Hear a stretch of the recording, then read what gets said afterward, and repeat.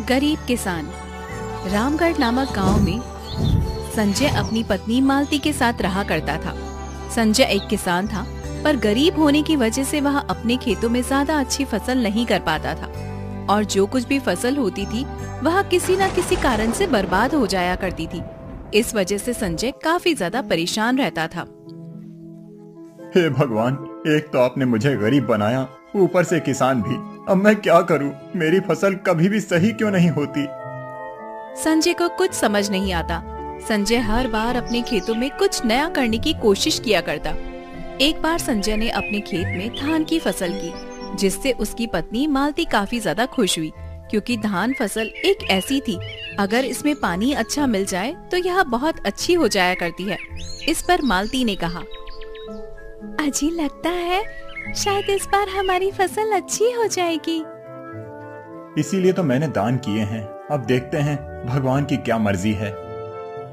अरे अगर हम अपनी तरफ से फसल की अच्छी देखभाल करेंगे तो भगवान भी हमारी मदद जरूर ही करेंगे। हाँ, कहे तो तुम ठीक रही हो, पर मुझे तो कुछ और ही लग रहा है, क्योंकि हर बार कोई ना कोई दिक्कत हो जाती है। अरे आप ऐसा क्यों कह रहे हैं? हर बार हमारे साथ बुरा नहीं होगा जी। यह सुनकर संजय खुश हुआ और इसके बाद वह लोग अपनी धान की फसल की खूब रखवाली करने लगे। उसमें रोजाना पानी दिया करते, पर समय के साथ सर्दियों का मौसम आ रहा था, जिस वजह से बहुत तेज बारिश हो रही थी और बारिश की वजह से उनकी धान की फसल पूरी बर्बाद हो गई, क्योंकि उनकी फसल अभी तक पूरी पक नहीं पाई थी। यह देखकर संजय और मालती काफी ज्यादा दुखी हुए। मैंने तो पहले ही कहा था हमारे साथ कुछ अच्छा नहीं हो सकता। पता नहीं भगवान हमारी कैसी परीक्षा ले रहा है।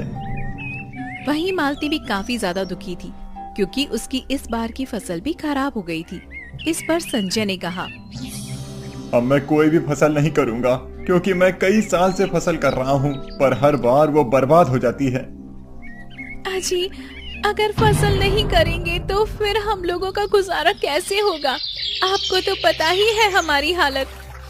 हाँ, पता है।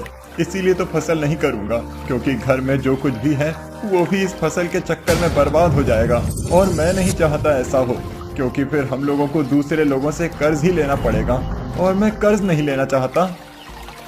यह सुनकर मालती काफी ज्यादा दुखी हुई, क्योंकि उसे पता था कि उसका पति सही कह रहा है। संजय अपने खेतों में बहुत मेहनत किया करता था, पर उसे उसका फल नहीं मिल पाया, जिस वजह से वह काफी ज्यादा दुखी रहता था। और एक दिन वह दुखी होकर गांव से बाहर के कुएं के पास चला गया और कुएं के पास आकर बोला, अब मैं जिंदा नहीं रहना चाहता। क्या फायदा इस जिंदगी का, जब मैं फसल को अच्छी तरह कर ही नहीं पा रहा। यह कहकर वह कुएं में कूदने के लिए खड़ा हुआ। तभी उसे एक आवाज सुनाई दी, और जब उसने पीछे मुड़कर देखा तो वहाँ पर एक साधु बाबा खड़े हुए थे। साधु को देखकर वह काफी ज्यादा हैरान हुआ। इस पर साधु ने कहा, ये तुम क्या कर रहे हो? ऐसा करना पाप है। यह सुनकर संजय साधु के पास आया और हाथ जोड़कर उनसे बोला, तो मैं क्या करूं महाराज, मेरे पास जीने का कोई मतलब ही नहीं है।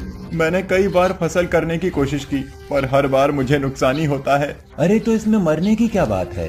तुम्हें फिर से कोशिश करनी चाहिए, क्योंकि जो कोशिश करता है उसकी हार नहीं होती। मुझे पता है महाराज, पर कितनी बार कोशिश करूं, और अब मेरे पास पैसे भी नहीं हैं जो मैं फिर से कोशिश कर पाऊं। यह सुनकर साधु किसी सोच में पड़ गया और फिर उसने संजय से कहा, अच्छा ऐसी बात है। वैसे तुम किस चीज की फसल करते हो? मैं गेहूं और धान की फसल करता हूं। पर तुमने कभी दूसरी फसल करने के बारे में नहीं सोचा? कुछ ऐसा जो आज तक किसी ने ना किया हो? मैं कुछ समझा नहीं। इस पर साधु ने उसे कुछ उपाय बताया, जिसे सुनकर वह थोड़ा हैरान हुआ और उनसे बोला, क्या? पर यह फसल तो किसी मतलब की नहीं होगी, हर किसी के घर में ये है। मुझे पता है, पर जब तुम कुछ नया करोगे तभी तो तुम्हें सफलता मिलेगी। यह कहकर साधु बाबा वहाँ से चला गया। साधु के जाने के बाद संजय इसी सोच में पड़ गया और घर आ गया। घर आने पर उसने मालती को सारी बात बताई। इस पर मालती ने कहा, जी अगर साधु महाराज कह रहे हैं तो हमें इस बार फसल कर लेनी चाहिए। पर इसके लिए हमारे पास पैसे तो हैं ही नहीं। अजी आप पैसों की चिंता क्यों कर रहे हैं? जब साधु महाराज ने हमें यह उपाय बताया है तो जरूर वही इस चीज का हल भी दिखाएंगे। यह सुनकर संजय ने कुछ नहीं कहा और फिर अगले दिन ही वह खेतों में गए और खेतों की अच्छी तरह से साफ सफाई करने लगे, क्योंकि नई फसल करने के लिए उन्हें खेतों की सफाई करनी थी। अभी संजय खेतों में हल चला ही रहा था, तभी उसका हल एक जगह फंस गया। इस पर वह काफी हैरान हुआ और जब उसने वहां जाकर देखा तो एक मिट्टी का मटका था।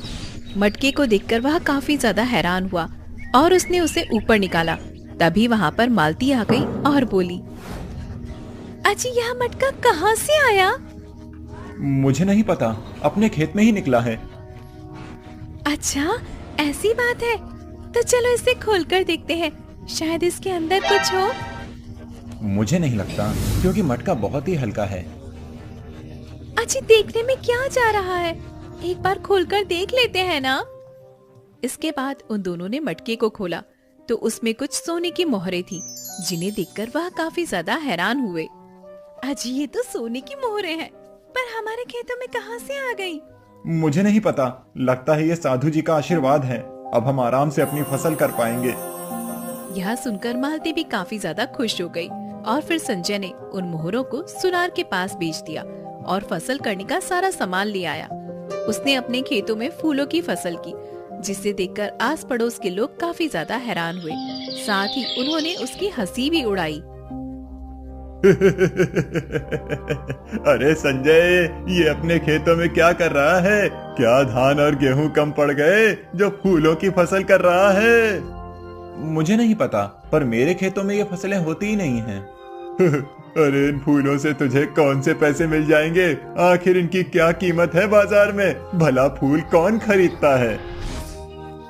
यह सुनकर संजय थोड़ा परेशान हुआ, क्योंकि हरिया की बात भी बिल्कुल सही थी, पर साधु ने उसे जो कहा था वह उस बात को भुला नहीं सका और उसने कहा, कोई बात नहीं, अब जो भी होगा देखा जाएगा, पर मैं तो फूलों की ही फसल करूंगा। और इस तरह से वह अपने फूलों की फसल में ध्यान देने लगा। समय के साथ उसके पेड़ काफी बड़े हो चुके थे और उनमें फूल भी आने लगे थे, पर कुछ पेड़ खराब भी हो गए थे, जिन्हें देखकर संजय थोड़ा परेशान था। पर जिन पेड़ों पर फूल लगे थे उन्हें देखकर वह खुश भी था। इसके बाद संजय उन्हें बाजार में बेचने गया, पर बाजार में किसी ने भी फूलों को नहीं खरीदा। धीरे धीरे शाम होने को आई। इस पर संजय को काफी ज्यादा दुख हुआ और उसने अपने आप से कहा, क्या सच में मेरे फूलों को कोई नहीं खरीदेगा? क्या मेरी सारी मेहनत बेकार चली जाएगी? कहीं मैंने कोई भूल तो नहीं कर दी उस साधु की बात सुनकर? संजय अभी यह सब कर ही रहा था, तभी वहाँ पर एक गांव का आदमी आया और बोला, अरे भाई, तुम्हारे फूल ताजे हैं क्या? हाँ हाँ, आज ही तोड़कर लाया हूँ, ताजे हैं। अरे सारे फूल दे दो, मेरी बेटी की शादी है तो उसमें जरूरत पड़ेगी। हाँ हाँ, अभी देता हूँ। यह कहकर संजय ने उस आदमी को सारे फूल दे दिए, जिससे उसे काफी अच्छा मुनाफा हुआ। इसके बाद संजय घर लौट कर आया और उसने मालती को पैसे दिए, जिससे मालती भी काफी ज्यादा खुश हुई और उसने अपने पति से कहा, अजी आज तो आपको काफी अच्छे पैसे मिले हैं। हाँ तुमने सही कहा, पर मैं चाहता हूँ कि अब मैं फूलों की खेती को और अच्छी तरह करूँ, क्योंकि अभी कुछ पौधे मर गए थे, इसीलिए हमें अच्छी तरह से फूलों की खेती करना चाहिए। अजी पर क्या फूलों की खेती करना सही होगा? क्योंकि फूल हमेशा तो नहीं बिकते रहेंगे ना। नहीं, तुम गलत कह रही हो, क्योंकि आज मुझे एक बात समझ आई है कि फूलों को शादी ब्याह और मंदिरों में काफी चढ़ाया जाता है और ये खेती हमें काफी मुनाफा दे सकती है। अजी ऐसी बात है तो फिर देर किस बात की? कल से ही हम नए फूलों के पौधे लगाएंगे और उन्हें अपने खेतों में लगाएंगे। हाँ सही कह रही हो, पर मैंने कुछ और सोचा है। क्यों ना हम अपने खेतों में अलग अलग तरह के बहुत सारे पौधे लगाएं, जिससे हमारे एक ही खेत में बहुत सारे फूल लगेंगे। हाँ सही कह रहे हैं आप, क्योंकि इस बार तो हमने बस 2-4 तरह के ही फूल लगाए थे। और इस तरह उन लोगों ने अपने खेतों में तरह तरह के फूल लगाए, जिन्हें देखकर गांव वाले हैरान थे कि आखिर संजय यह सब क्या कर रहा है। पर समय के साथ जब संजय को मुनाफा होने लगा तो उसने अपनी आर्थिक स्थिति को सुधारना शुरू किया। तो गांव वाले हैरान रह गए कि भला फूलों की खेती से भी कोई मुनाफा कर सकता है। इसके बाद बहुत सारे लोग संजय के पास फूलों की खेती सीखने आने लगे, जिससे संजय काफी ज्यादा खुश हुआ और अब संजय और मालती अपने फूलों की खेती किया करते थे और वह काफी ज्यादा खुश थे।